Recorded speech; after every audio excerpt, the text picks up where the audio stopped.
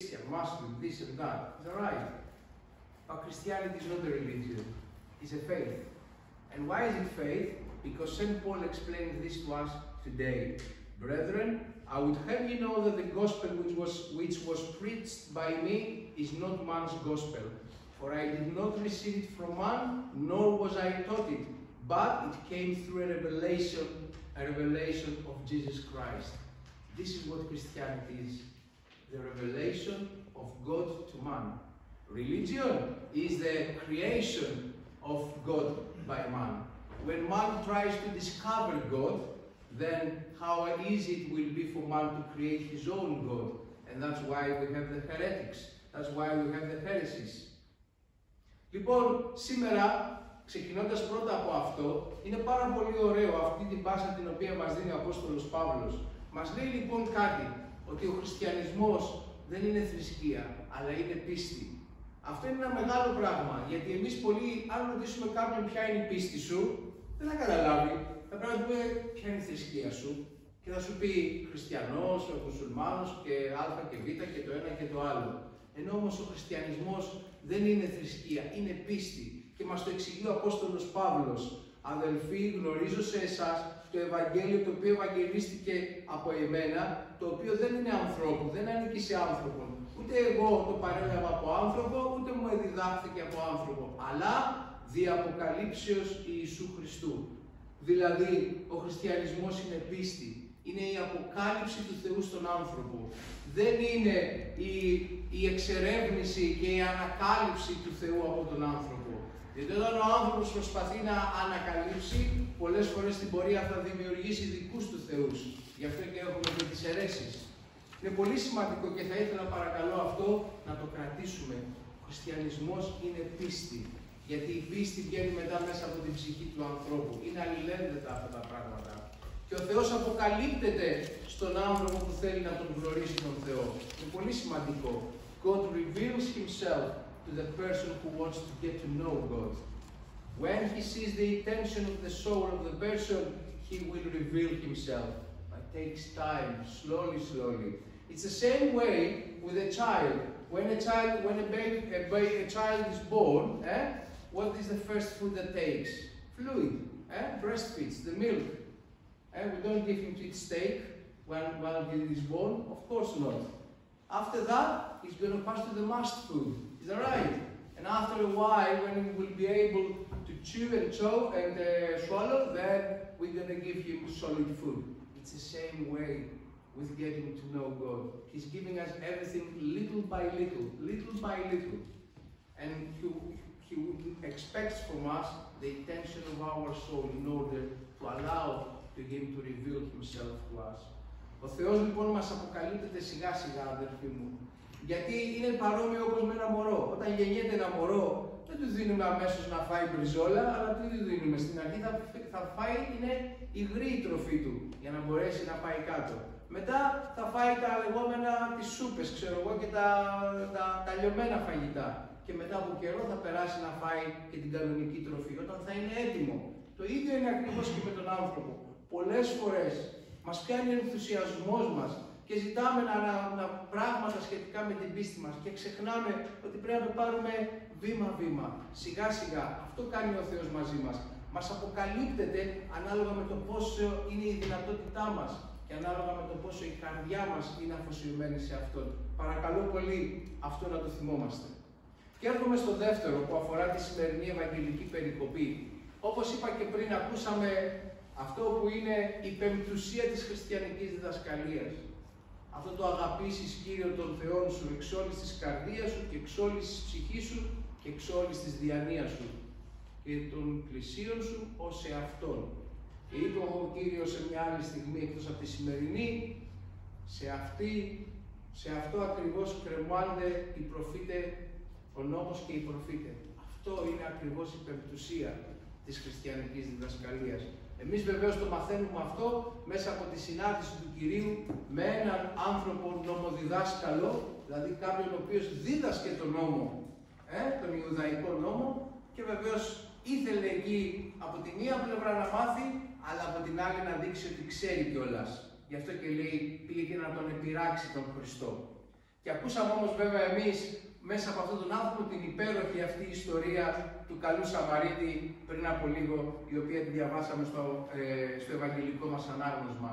So the second thing I would like to share has to do with the gospel reading of the day. We heard the marvelous story of the Good Samaritan. And it came to us because through that story we get the essence of the Christian teaching. What exactly is being said and what exactly our Lord told us as well. You shall love Lord your God with all your heart and with all your soul and with all your strength and with all your mind, and your neighbor as yourself. This is how the law and the commandments begin. And this is what exactly has been taken from the Old Testament to the New Testament with the coming of Christ, and it's been given to us. This is the essence. Whoever believes in the gospel, whoever believes in Christ, whoever says I'm an Orthodox Christian, whoever says I believe in God and I follow God in my life, this is where it starts from. Believe to God and devote yourself to God, and the same way to your neighbor. And of course all this came through a conversation that Christ came with someone who was already teaching the law. He was a lawyer, but back then meant that he was the one who was teaching the law of Moses.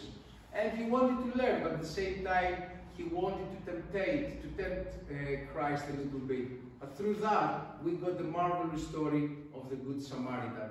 Εγώ θα ήθελα να σας δώσω λίγο μια αλληγορική μετάφραση αυτή της που μας δίνουν οι πατέρες για αυτή την παραβολή πάρα πολύ γρήγορα. Γιατί μέσα σε αυτή την παραβολή βλέπουμε την ιστορία του ανθρωπίνου γένους.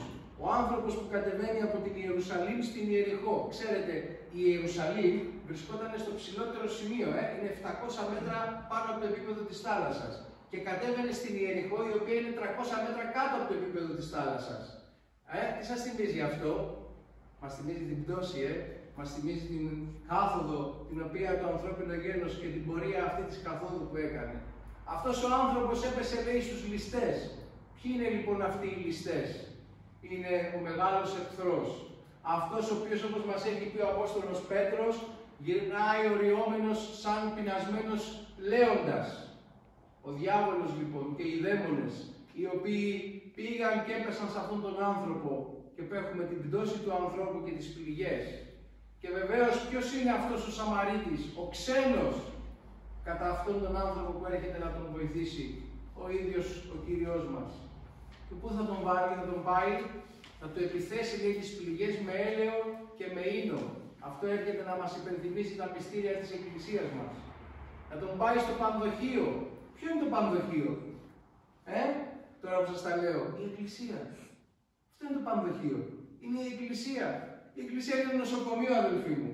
Νοσοκομείο ψυχών και σωμάτων. Αυτό είναι η Εκκλησία. Και ο πανδοχέας που είναι ο ιερέας είναι εκεί για να τον περιποιηθεί. Και το αφήνει 2 δινάρια. Και μας λένε οι πατέρες της Εκκλησίας, τα 2 δινάρια είναι η Παλαιά και η Καινή Διαθήκη. Ο Λόγος του Θεού. Και το δίνει αυτά του ανθρώπου αυτού για να τον κάνει καλά. Και όταν επιστρέψω εγώ, του λέει, θα σου τα ανταποδώσω. Άμα χαλάσεις περισσότερα, μην ανησυχείς, εγώ θα στα ξεπληρώσω. Τι είναι αυτό? Η επιστροφή, η Δευτέρα Παρουσία, η δίκαια κρίση και το πώς θα κριθούμε από τις πράξεις μας. Ποιες πράξεις? Όχι πόσο πολύ νηστεύσαμε, πόσες μετάνοιες κάναμε, πόσο σταυροκοπηθήκαμε, πόσο αυτό, πόσο χειροφιλήσαμε και το ένα και το άλλο. Θα τα κάνουμε για μας. Αλλά τις πράξεις που θα δείξουμε ότι έχουμε καταλάβει την ουσία της χριστιανικής διδασκαλίας. Αυτό είναι η πεμπτουσία όλη μέσα από την ιστορία του καλού Σαμαρίτη. Να το καταλάβουμε αυτό καλά, αδελφοί μου. Διδασκόμαστε το Ευαγγέλιο. Προσπαθούμε να το ακολουθήσουμε στη ζωή μας. Και αυτοί οι οποίοι είναι τα μοντέλα για εμάς του παραδείγματος, ποιοι είναι? Οι Άγιοι μας. Οι Άγιοι της Εκκλησίας που είναι άνθρωποι όπως εμείς, απλοί. Και συμβαίνει φέτος, πριν από 2 ημέρες, να εορτάσουμε, εχθές με συγχωρείτε και λέω πριν από 2 ημέρες, να εορτάσουμε την εορτή ενός Αγίου που ήταν πραγματικά το Ευαγγέλιο στην πράξη του Αγίου Νεκταρίου. Αν είχαμε χρόνο να μιλήσουμε για αυτή την Αγία μορφή ανθρώπου, πώς αυτός πραγματικά ο άνθρωπος αγάπησε τον Θεό και όπως αγάπησε τον Θεό, αγάπησε και τον συνάνθρωπο. Και παρόλα αυτά που του έκαναν, παρόλα αυτά τα οποία πέρασε και μέσα από την Εκκλησία ξεκινώντας, ο ίδιος δεν σταμάτησε ποτέ, μα ποτέ να προσεύχεται για τον συνάνθρωπο. Όχι όμως τον συνάνθρωπο που του έκανε τα καλά, αλλά για αυτούς που του έκανε τα κακά, γιατί πίστευε ότι όλοι αυτοί είχαν πέσει σε ένα μεγάλο πειρασμό. Είναι πολύ ωραία λοιπόν η ιστορία του καλού Σαμαρίτη. The story of the Good Samaritan has got some great meanings for all of us. I would like just to explain a couple of things regarding how else the church fathers have explained it to us, allegorically. Allegorically. A person was journeying from Jerusalem to Jericho. Jerusalem is on 700 meters above the level of the sea. And Jericho is 300 meters under the level of the sea. So this person was going from up to down. Does this remind you something? The fall of the man, the fall of the humankind. How high we were and how low we found ourselves.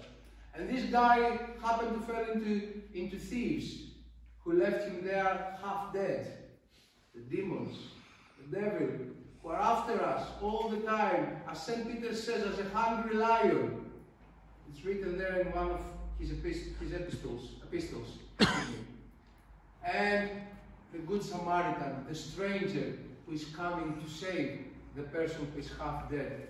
Christ, the Messiah, who is taking us upon his shoulders, and he's taking us to the inn. What place is that inn? The church. That's the inn, the church. Because the church, dear brethren, is a hospital. It's the hospital where we come in order to be healed, soul and body. This is what the church. And the innkeeper, the person who serves into the church, the priest, who is supposed to look after. And he is the person that the Samaritan says to him, take 2 denarii, and whatever more you spend, when I will return, I will pay you off.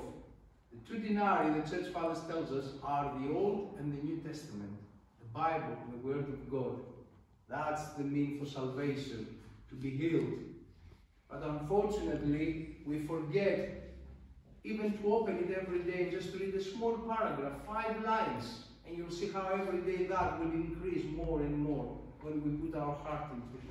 And he says to him, when I will return, if you have spent any more, I will pay you. What is that return? The second coming and the final judgment. Because we are all going to be judged, not according to how many more days we fasted, or how many times we did this or that. No, it's going to be according to the deeds of love that we did for the person next to us. Because like that, we show our glorification to God, our thankful spirit to Him, and we do the commandment and the gospel in action. So it's really nice, the story of the Good Samaritan, and it's really nice for us to take it in. And if we combine it with what St. Paul told us, then you will see how it's working. Otherwise, the church fathers, they wouldn't put them like that on this day to be read, the epistle and the gospel reading. Αδερφοί μου, λοιπόν, εμείς ας δεχτούμε αυτό το Ευαγγέλιο όπως μας αποκαλύπτεται, γιατί το Ευαγγέλιο είναι ο νόμος του Θεού από τον ίδιο το Θεό. Ας βάλουμε την καρδιά μας και ας προσπαθήσουμε όσο μπορούμε περισσότερο στο πρόσωπο του κάθε ενός να δούμε αυτόν τον άνθρωπο ο οποίος χρειάζεται από εμάς κάτι, τη βοήθειά μας, το ταλέντο μας, την προσευχή μας και την προσφορά μας. Αυτό ξεκινάει μέσα από την Εκκλησία που είναι το πανδοχείο για όλους μας. Εδώ να έρθουμε εμείς πρώτα να γιατρευτούμε για να μπορέσουμε να βοηθήσουμε να γιατρευτούν και οι άλλοι. Στο όνομα του Πατρός και του Υιού και του Αγίου Πνεύματος. Αμήν.